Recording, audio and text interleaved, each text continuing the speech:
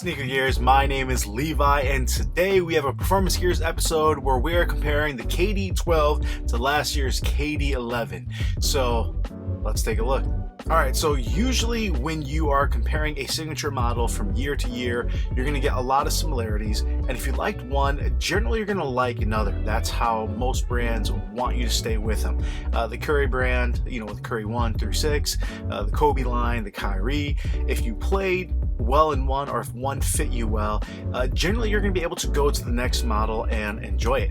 Well, the KD line has been really sporadic with the sizing, with the kind of cushioning, with the support. So if you like one model, it's really a far-fetched that you might like the next model, and the KD11 to KD12 is no different. I think the KD12 is one of the, if not the best KD performance model released, and you can talk about style and personal preference as far as hype later, just because obviously the KD12 I think is a little bit on the boring side, and we'll see some cooler colorways later. But as far as just performance, this thing is absolutely solid. So how does it compare to the KD11? And in that regard, they are really different. So let's start off with the fit. So the KD11 essentially fits like a sock. I mean, this is super wide foot friendly. So if you have a wide foot, whether it's in the midfoot, in the forefoot, it doesn't really matter. Whether you have a narrow heel or not, there's actually a really nice structured heel cut back here where the whole back half of the shoe is very firm, reminding me similar to the Jordan 33. But this is all a super stretchy, really comfortable knit upper. I mean, this thing is super nice. One, for casual use, I think this is really cool. But two, for performance, it just feels like there's not much on your foot, but the opposite of that is it's still very heavy from the bottom. The KD11 in this size 12 came in at, I think, just over 2 ounces lighter than a size 13 on the KD12. So it is definitely a heavy shoe, and you feel that in the bottom. Now, the other aspect of this, and again, this has to do with the fit and feel, it's heavy and it's not as flexible as you would want. It's actually quite stiff. So this is one of the shoes that I definitely had to use one of my super feet insoles for arch support, simply because you guys can take a look here, give it a little more structure. The weight of this and the fact that it didn't flex, I had a huge pain in my foot. My plantar fasciitis just flared up after playing in this the first time for about 2 hours. Now, I say that because I played in it for 2 hours and I enjoyed it. It was fun. But this is something, because of the lack of flexibility and because of the weight, it's definitely something you want to take in consideration depending on what kind of arches you have. If you have a high arch, you have a low arch, this is definitely something that it may be a help to you since it does have a low arch, or maybe something that you do need that additional arch support as far as the fit on this. So how does that reflect to the KD12? Well, it really couldn't be more different. Hold on here. So the KD12, again, super mesh. I mean, super light, flexible, feels a lot lighter in hand, doesn't feel as plush even on the upper. Kind of plasticky, very similar to the Kobe 360, but because of that quad axial flywire inside, it actually has quite a bit of support and a big difference on that. Also, the fit on this is much more narrow. So this is going to be more your traditional KD, where this feels like your KD8. This feels like your KD10. This is going to be maybe a little bit long. I think you still can go true to size, but definitely on the narrow side. And what affects it, these kind of ripples right here, I don't want to call them teeth, are part of the midsole. They do come up. So if you have a wide forefoot, this is going to move a little bit. You can kind of see a little bit of the stretch, how it's going to go out and bow out, but ultimately you're going to have to go a half or full size up. And then on the back half of it, this is not nearly as structured on the heel. So if you do have a narrow heel, this is something that may affect you. My wide foot is wide in the middle, and because of this material, the way it flexes, I was perfectly comfortable, went up that half size, and I really enjoyed it, but definitely something you want to take in consideration if you know you have a wide forefoot. But this is much lighter. This is a lot more flexible, even though it does look like it has kind of that plastic cup coming all the way around it. This TPU shank is more for support, and the front half of the shoe still bends and flexes with you a lot easier and much more natural than on the KD11. So you do have that flex, you do have a much lighter weight, and you have an upper that is a lot more, I guess, moving with your foot as far as in a performance style versus more like a sock. All right, so we kind of talked about the support a little bit, but if something fits like a sock, kind of plays like a sock, there is almost no lateral support here. So if you sidestep or you lateral, whether it's a step back, whether it's crossing someone over, or I think in my case, what's worse is when you're playing defense, there's not much support here on the side for any kind of lateral movement. It is very forgiving, it's very comfortable, and almost feels like a casual shoe or a running shoe that you could play basketball in versus a high performance basketball shoe. So this is something that you really have to work on your game as far as almost playing barefoot. So if you ever start off a session where you just don't have your shoes on, you're on your socks, it gives you a nice tactile feel. You kind of get to feel you're going to have a little bit more balance. So there's definitely some pros to this. You're not trusting the shoe to really contain you and support you. You're really keeping all your motions, all your movements, as in kind of practicing if you're doing a jab, that you're not overstepping. You're keeping that center mass and that balance. So this really does help as far as how you play, where you definitely cannot play as aggressive, but it does teach you to kind of control your body a little bit more. Otherwise, you're probably going to be falling over. Also, this little fuse overlay, which is not much, admittedly, does do an okay job with front to back. So if you're doing a jab, you end up really more going towards the front of the shoe and not testing the lateral parts at all.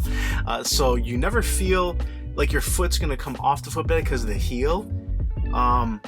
But I shouldn't even say that, because your foot kind of does go way over the footbed here. I remember seeing Nightwing in his review and his footage. You can see his foot coming way over, and you kind of feel that. So it leaves you playing a little bit less aggressive or less than full speed when you have something like this on. Now you gotta remember, KD is 7 feet tall. He has really long limbs. His jab step is, from the 3-point line to the free throw line. So he doesn't need to be as aggressive as someone who's smaller like Curry or Russell Westbrook, where they're a lot more aggressive. So this is definitely a different kind of playing style. The support in this shoe, like I said, is very minimal. You do have kind of an internal shank here, but it doesn't really matter. This thing is really stiff. It reminds me a little bit of how the LeBron 10 is. Now, in contrast, the support on the KD12 is worlds apart. Does that make it the best supporter shoe in the market?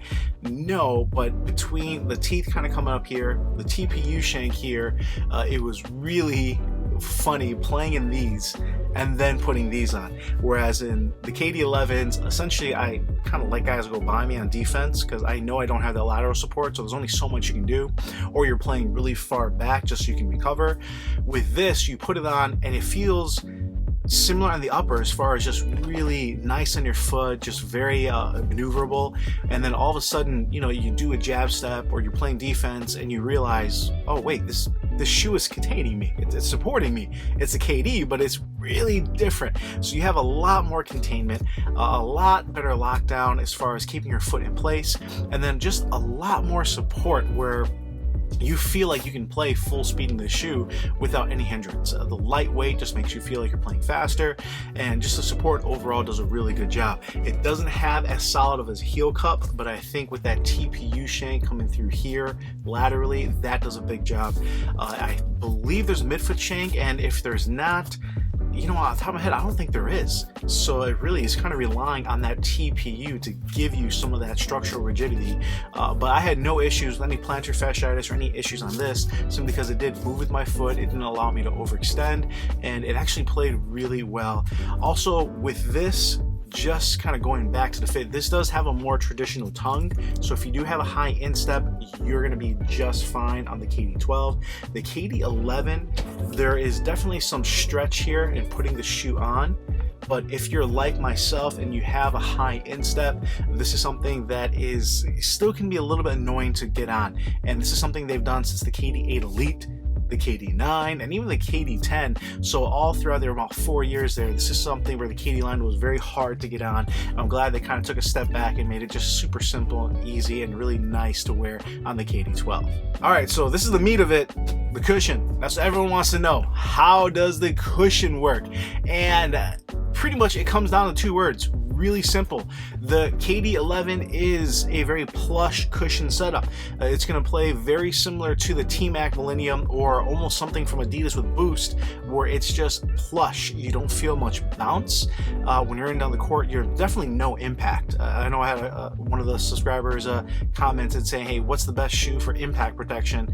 And I like the LeBron 16. I mean, that's a huge impact protection shoe no matter how you land.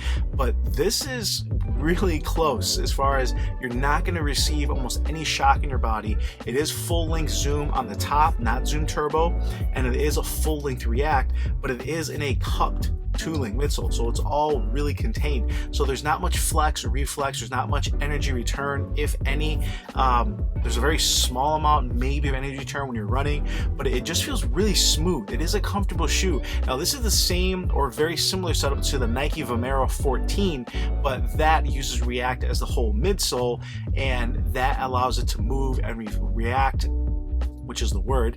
It is a little bit heavier, which obviously that's one of Nike's most heavily cushioned running shoes. And this shoe is very similar, if not the same setup. And like I said, this feels like a casual shoe or a running shoe that you can use on court. So if you're wearing this and you might play basketball, this is the shoe I would bring, because I think it does look really casual, really nice.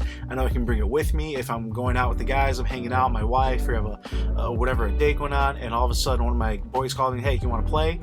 I'll let my wife know, finish the date, and I can actually go hoop in these. So this is a decent setup, but it's not nearly what the KD12 is, and this is just a beast. This is bouncy. This is reactive to you. When you step on it, you feel the energy coming right back to you. It feels a lot lighter. As far as the impact protection, now this is using just a basic file on underneath, but the reason for that is you do want a little bit firmer of a foam so you can feel that zoom bounce back. You need something a little bit harder so it can give you that energy return underneath it. When you have a super soft foam or a much softer foam in the React, that's partly why you don't feel that energy return. Another nice thing that I like they did core it out. You can kind of see these holes here, so that aids in, one, the lightness of it and just the flexibility, as well as allowing that zoom to react and move with your foot. Now this zoom is articulated. It is a zoom turbo setup, meaning it is edge to edge all the way around the shoe. And if you guys seen, I did have a preview of the shoe, a full review of the KD12. You can see the full length zoom right there with no strobo board, which is really cool. You can see the cutouts where they heat welded, where your foot may maneuver and move around. But the cushion setup on this shoe is one of my favorites, simply because you are getting a max cushion setup, but you're getting something that's still really light and doesn't feel like it's a max cushion setup. This doesn't feel like it's a Boost shoe that's heavy, or the LeBron line, or pretty much most shoes out there. So this has a very unique setup and very different from your KD11. Hence, as I started the video, if you really like the KD11, this is going to be a very different ride. Traction, honestly, really similar. Now on this model, I did wait to get a solid traction version of the KD11 just because I already knew that upper was not going to be as supportive, and I definitely wanted the traction to make sure I got the best version possible. This being a clear sole, honestly, they play really similar. So I'm excited to see if they do a solid traction on this or if they come out with a gum rubber bottom. But performance wise on either one of these is really good. Like, it's not the best. You're not going all time. It's not, you know, your nice gum rubber herringbone like you're getting on the T-Mac, which is one of the most recent shoes I was playing in. It is kind of in the middle of the pack. This is the only area on pretty much either one of these that someone could say like, hey, I really want better cushion, or the court I play on is super dusty or super old and I just don't trust it enough. Now I played on 5 different courts on these, and on every single court it was just really reliable. Like, I could feel if there was dust there, I could feel if it was biting hard, and as the dust gathered, there's just enough space throughout all these ripples. You can kind of see there where it doesn't clog it up immediately. I never feel like I'm gonna slide on these. I feel like I'm losing a little bit of traction and then it bites.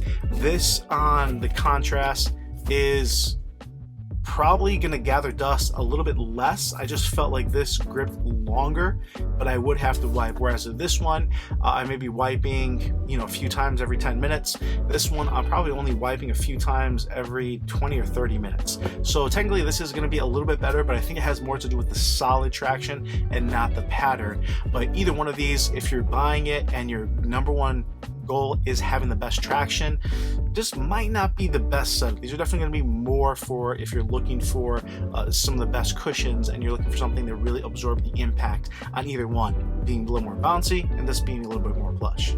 Overall, let me know if you guys have any questions. Very, very different shoes. How they fit, how they support, how they feel underfoot. The only similarity is really the traction. So for any of you guys who did buy the KD11 and you really liked it, I don't know if you're gonna like the KD12 just because it's a very different playing style.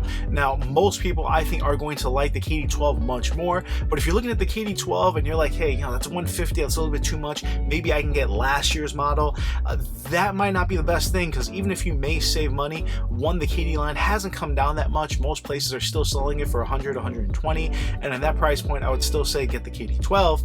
And at the same time, if you do save that money, you're going to be getting a very, very different performance beast than what you're looking at the KD12, which is not comparable in almost any way. So keep that in mind if you're looking and you want to get a deal. There's other options you can get if you do like the KD12 and you want that kind of bounce, but you're like, yeah, I don't want to spend that 150. Maybe I can put some options together, but the KD11 is not going to be that one. Same thing, if you really like your KD11, there's going to be other options. The KD12 is going to play very differently. So on both sides of the coin, hopefully this kind of answers some of your questions and let you know which model is going to be best for you. For all my hoopers out there, guys, girls, thank you for watching the video. Hopefully answer some of your questions. Let me know in the comments below what you guys think or if any details that I missed. This is Levi with Sneaker Gears. Really appreciate you guys, and I'll come at you later.